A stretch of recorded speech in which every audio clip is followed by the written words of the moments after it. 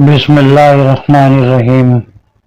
حضرت ابو ہریرہ رضی اللہ عنہ بیان کرتے ہیں کہ رسول اللہ صلی اللہ علیہ وسلم نے فرمایا، انسان جب فوت ہو جاتا ہے تو 3 صورتوں کے علاوہ اس کے سب عمل منقطع ہو جاتے ہیں، اور وہ یہ ہیں: جاری رہنے والا صدقہ، وہ علم جس سے نفع اٹھایا جاتا رہے، اور نیک اولاد جو اس کے لیے دعا کرتی رہے۔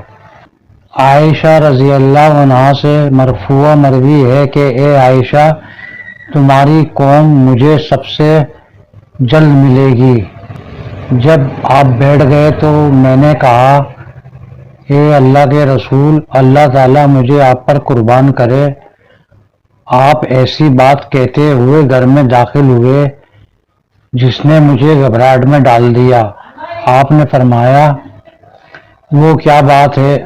عائشہ رضی اللہ عنہا نے کہا، آپ کا خیال ہے کہ میری قوم آپ کی امت میں سب سے پہلے آپ سے ملے گی؟ آپ نے فرمایا، ہاں۔ عائشہ رضی اللہ عنہا نے کہا، یہ کس وجہ سے؟ آپ صلی اللہ علیہ وسلم نے فرمایا، خواہشات انہیں شری محسوس ہوں گی اور ان کی امت کے لوگ ان پر حسد کریں گے۔ میں نے کہا، اس کے بعد کیسے لوگ ہوں گے یا ان سے متصل؟ آپ صلی اللہ علیہ وسلم نے فرمایا، ٹڈی یا چیونٹی کی طرح طاقتور لوگ کمزوروں کو کھائیں گے، یہاں تک کہ ایسے ہی لوگوں پر قیامت آ جائے گی۔ حضرت عائشہ رضی اللہ عنہا سے روایت ہے کہ ایک عورت نے کہا، اے اللہ کے رسول، میری والدہ اچانک وفات پا گئی ہیں۔ اگر یہ صورت نہ ہوتی اور اسے موقع ملتا تو وہ ضرور کوئی صدقہ کر جاتی اور کوئی عطیہ دیتی۔ اگر میں اس کی طرف سے صدقہ کروں تو کیا اس کی طرف سے کفایت ہوگی؟ نبی صلی اللہ علیہ وسلم نے فرمایا، ہاں، تم اس کی طرف سے صدقہ کرو۔ محمد بن عمر کہتے ہیں، میں جمعے کے اگلے دن سیدنا ابن عباس رضی اللہ عنہ کے پاس گیا جو سیدہ میمونہ رضی اللہ عنہا کے گھر میں تھے۔ سیدہ نے ان کے لیے اس گھر کی وصیت کی تھی۔ جب وہ نماز جمعہ ادا کر لیتے تو ان کے لیے اس گھر میں چٹائی وغیرہ بچھا دی جاتی، پس وہ اس گھر کی طرف چلے جاتے اور لوگوں کے لیے بیٹھ جاتے۔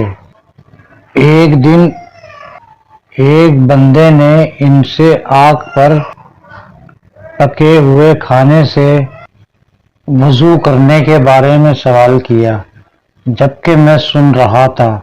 سیدنا ابن عباس رضی اللہ عنہ نے اپنے ہاتھ اپنی آنکھوں کی طرف اٹھایا جبکہ اس وقت وہ نابینا ہو چکے تھے، اور کہا، میری ان آنکھوں نے دیکھا، میں نے رسول اللہ صلی اللہ علیہ وسلم کو دیکھا کہ آپ صلی اللہ علیہ وسلم نے کسی حجرے میں وضو کیا۔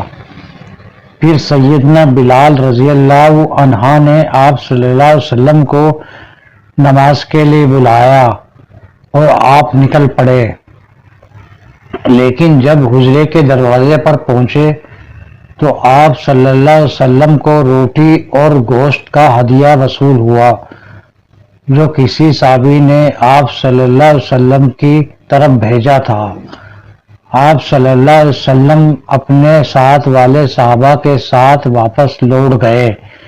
حجرے میں یہ کھانا لگا دیا گیا، پس آپ صلی اللہ علیہ وسلم نے اور آپ صلی اللہ علیہ وسلم کے صحابہ نے کھایا۔ پھر رسول اللہ صلی اللہ علیہ وسلم اپنے ساتھیوں کے ساتھ نماز کے لیے تشریف لائے، اور آپ صلی اللہ علیہ وسلم نے اور آپ صلی اللہ علیہ وسلم کے کسی صحابی نے پانی کو چھوا تک نہیں۔ پھر آپ صلی اللہ علیہ وسلم نے لوگوں کو نماز پڑھائی۔ سیدنا ابن عباس رضی اللہ عنہ نے رسول اللہ صلی اللہ علیہ وسلم کے آخری عمل کو پایا۔ سیدنا عبداللہ بن عباس رضی اللہ تعالیٰ عنہ سے مروی ہے، وہ کہتے ہیں میں نے اپنی خالہ سیدنا میمونہ رضی اللہ عنہ کے گھر رات گزاری۔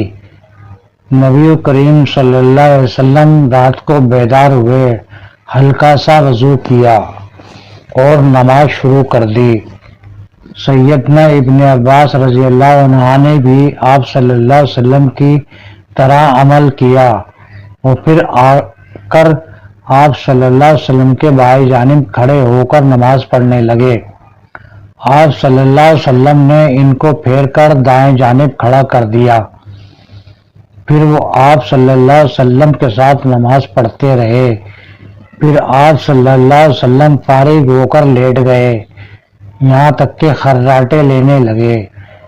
پھر مؤذن آپ صلی اللہ علیہ وسلم کے پاس آیا اور نماز فجر کی اطلاع دی۔